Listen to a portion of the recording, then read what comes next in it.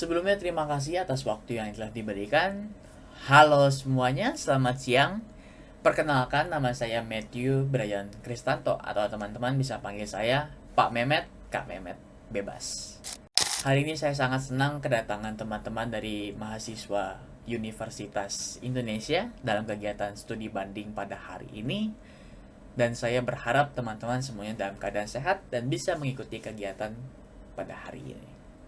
Seperti apa yang telah disampaikan di awal, ya betul, saya merupakan salah satu dosen dari Universitas Gadjah Mada, dosen ilmu hukum lebih tepatnya.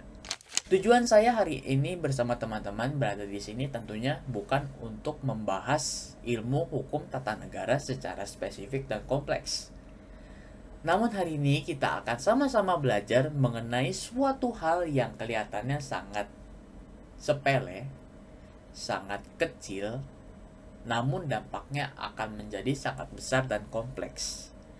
Terutama ketika teman-teman memutuskan untuk bekerja di bawah satu perusahaan. Yang tidak lain tidak bukan adalah kontrak.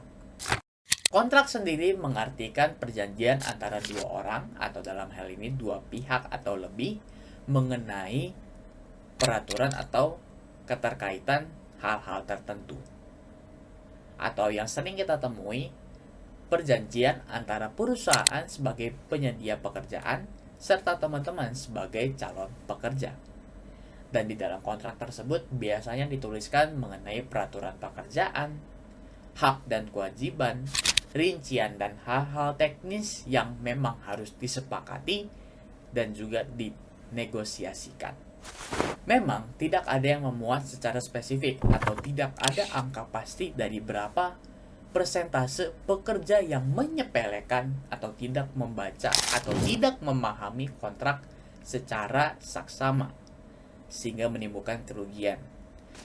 Namun hal ini sangat sering terjadi di dunia pekerjaan. Dan faktanya banyak sekali para pekerja ataupun karyawan yang dirugikan akibat hal ini. Kita ambil contoh saja ketika teman-teman sedang ingin melakukan proses keluar ataupun pemutusan hubungan kontrak kerja. Teman-teman dipersulit dengan adanya sebuah klausul yang mengatasnamakan bahwa teman-teman tidak boleh bergabung ke perusahaan kompetitor atau bekerja di dalam bidang yang sama di tempat teman-teman sebelumnya bekerja selama 2 tahun atau 3 tahun. Dan jika tidak dilaksanakan, teman-teman harus membayar denda sebesar sekian. Dan tentunya hal ini sangat merepotkan dan merugikan teman-teman. Dengan begitu, hari ini kita akan sama-sama belajar kira-kira apa saja yang biasanya menjadi persoalan di dalam suatu kontrak, hal-hal apa saja yang krusial di dalam kontrak tersebut, dan bagaimana solusinya. Kita akan coba dari yang pertama. Banyak para pekerja yang menyampingkan untuk tidak membaca kontrak atau tidak memahami kontrak. Padahal di kontrak tersebut dituliskan secara spesifik dan jelas mengenai ketentuan-ketentuan ataupun hal-hal teknis. Dan akhirnya ketika dipertanyakan, semisal kita ambil contoh gaji, ketentuan uang lembur, dan yang lainnya, hal ini menyebabkan polemik di dalam internal perusahaan. Padahal memang sudah dituliskan dan terjadi kesalahpahaman di situ. Contoh yang lainnya ketika teman-teman gagal memahami hak teman-teman. Pada dasarnya, setiap pekerja ataupun setiap karyawan dilindungi oleh suatu undang-undang ketenaga kerjaan, atau dalam hal ini Undang-Undang Cipta Kerja. Undang-undang yang didesain khusus untuk melindungi dan juga menjaga kesejahteraan para pekerja di dalam suatu perusahaan tersebut. Dan jika hak yang diberikan tidak sesuai dengan Undang-Undang Cipta Kerja tersebut, tentunya hal ini dapat dibawa ke ranah hukum ataupun ke meja persidangan dan bisa digugat. Selanjutnya, ada sejumlah perusahaan yang membuat kontraknya sembari si pekerja bekerja terlebih dahulu. Jadi antara kontrak dan juga pekerja dibuat secara paralel. Hal ini mungkin bisa-bisa saja terjadi dan bisa-bisa saja dilaksanakan. Namun hal ini sangat berisiko, sangat berbahaya untuk para pekerja sendiri. Karena yang namanya kontrak ini diberikan sebelum teman-teman bekerja. Ketentuan mengenai hal-hal teknis mungkin memang sudah diberikan atau dijelaskan di awal. Namun untuk mengesahkan hal-hal tersebut, untuk menyatakan bahwa teman-teman bekerja di dalam perusahaan tersebut secara sah, perlu adanya sebuah surat kontrak. Sekarang kita masuk ke hal-hal apa saja yang biasanya menjadi poin krusial dalam kontrak. Yang pertama, gaji. Gaji yang tidak sesuai standar ataupun kurang daripada yang dijanjikan. Biasanya ini terjadi pada sektor informal atau sektor yang memiliki persyaratan tingkat pendidikannya lebih rendah. Teman-teman gagal untuk memahami gaji yang diberikan. Semisalkan gajinya memang dipotong untuk dimasukkan ke dalam pajak A, pajak B, pajak C, sehingga terjadi potongan dan teman-teman tidak mendapat gaji yang dijanjikan atau semestinya teman-teman dapatkan. Karena mengenai peraturan gaji sendiri tentunya harus berdasarkan Undang-Undang Cipta Kerja. Setiap perusahaan juga harus mengatur mengenai perjanjian pekerjaan di luar jam batas kerja atau lembur. Kompensasi yang diberikan juga harus layak, harus sesuai dan berperi kemanusiaan. Dalam hal ini dalam batas yang wajar. Ada pula klausul non-kompetisi yang membatasi teman-teman sebagai pekerja untuk bekerja di dalam suatu bidang. Kita ambil contoh, misalkan teman-teman bekerja di dalam suatu perusahaan. Teman-teman ingin keluar dari perusahaan tersebut. Teman-teman ingin mencari opsi pekerjaan lain, namun teman-teman dibatasi oleh kontrak klausul. Di mana kontrak klausul ini biasanya menyatakan bahwa teman-teman tidak boleh bergabung dengan perusahaan kompetitor.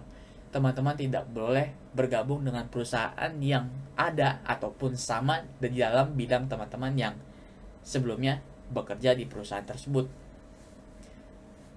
Sehingga teman-teman harus membayar suatu denda sebesar sekian untuk dapat bekerja di dalam suatu bidang yang sama.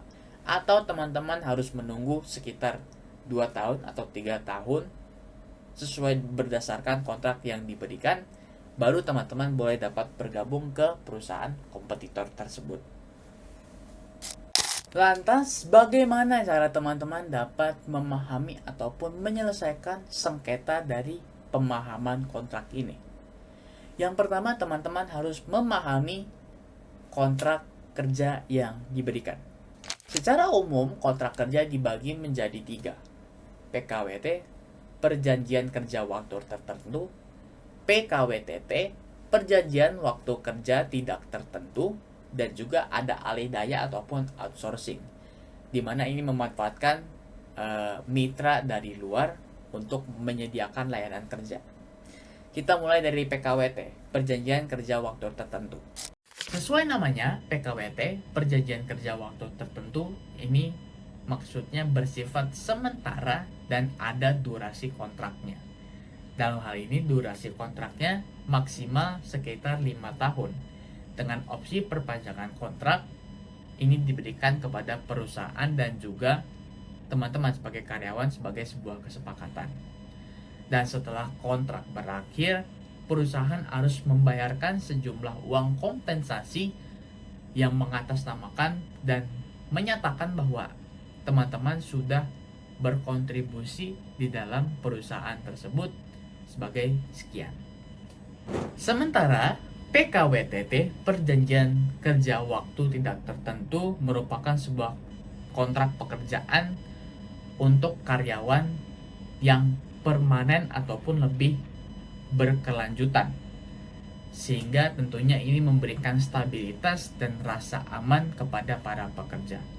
Dan biasanya keterangan teknis di dalam hal ini akan menjadi lebih kompleks dan juga lebih mendalam, dan juga peraturannya menjadi lebih ketat karena ini bersifat permanen dan tidak ada durasi kontrak. Sementara perjanjian kerja alih daya ataupun outsourcing ini memanfaatkan pihak ketiga, di mana di antara perusahaan dan juga teman-teman dijembatani oleh pihak ketiga, pihak yang memberikan layanan ketenaga kerjaan untuk dapat menyelesaikan pekerjaan dari perusahaan tersebut. Dan di dalam kontrak ini biasanya harus dicermati lebih spesifik, karena ini berkaitan dengan transfer hak antara perusahaan outsourcing tersebut, layanan ketenaga kerjaan tersebut, dan juga teman-teman sebagai pekerjanya. Setelah memahami tipe kontrak, sekarang teman-teman harus memperhatikan hal-hal teknis ataupun kira-kira apa saja yang biasanya dipermasalahkan. Deskripsi pekerjaan. Teman-teman harus tahu deskripsi pekerjaan. Teman-teman harus ngapain aja. Teman-teman harus tahu job desk-nya seperti apa. Gaji dan tunjangan juga sama pentingnya. Teman-teman harus baca secara spesifik. Teman-teman dapat gaji berapa, secara bersihnya, dan tunjangannya berapa. Teman-teman juga harus perhatikan jangka waktu kontrak yang diberikan. Teman-teman harus perhatikan mengenai PHK, mengenai klausulnya, apakah ada klausul non-kompetitif ataupun hal yang sebagainya. Dan tentunya teman-teman harus pastikan bahwa ketentuan secara spesifik di atas sesuai dengan Undang-Undang Cipta Kerja. Jika ada poin ataupun hal yang krusial memang harus ditanya atau memberatkan teman-teman, janganlah takut untuk melakukan negosiasi dan juga pertanyakan kepada perusahaan, karena ini menyangkut hidup teman-teman, lama waktu teman-teman bekerja, dan hak serta kewajiban teman-teman di dalam perusahaan tersebut. Bertanyalah ketika teman-teman tidak mengerti, negosiasikan jika teman-teman merasa diberatkan. Sehingga teman-teman, dari penjelasan yang sudah saya berikan, kontrak merupakan sebuah dokumen yang perlu dicermati dan perlu dipahami dengan baik, karena ini sangat krusial. Ketidakpahaman akan kontrak menyebabkan risiko dan juga kerugian bagi teman-teman.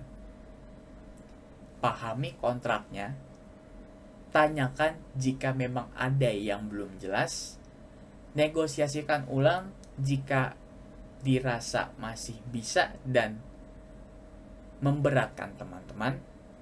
Jadi tolong dinegosiasikan ulang. Jangan sampai teman-teman menjadi budak atau dalam hal ini dieksploitasi secara ugal-ugalan oleh perusahaan tersebut, karena teman-teman tidak mengerti batasan dari kontrak teman-teman. Pahami kontraknya untuk work-life balance yang lebih baik. Terima kasih.